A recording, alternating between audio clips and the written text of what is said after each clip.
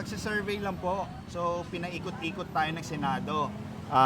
At ni Chis Escudero po sa teknilidad po tungkol sa impeachment ni Sara Duterte. So, walang katapusan po na delay.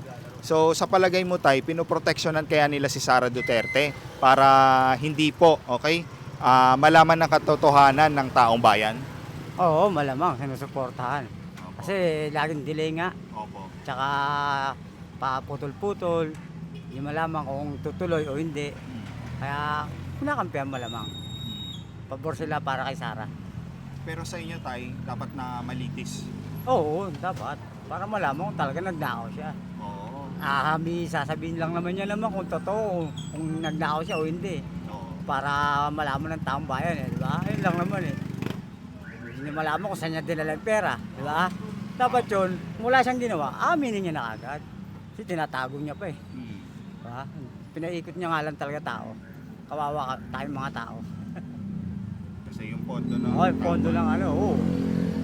Sasabihin niya lang kung wala siyang ginawang masama di ba? Amin niya, sabihin ko ganito, ganyan ganyan naman sasabihin niya Kaso wala talagang todo deny siya Eh halatang-halata naman, di ba? Nakakinuha niya yung pera, di ba? Wala siyang may pakitang pirma na nga lang papakita kung saan niya ginamit yung pera Okay na maniniwala na tao di ba? Ayun lang. Maraming salamat po tayo. Thank you.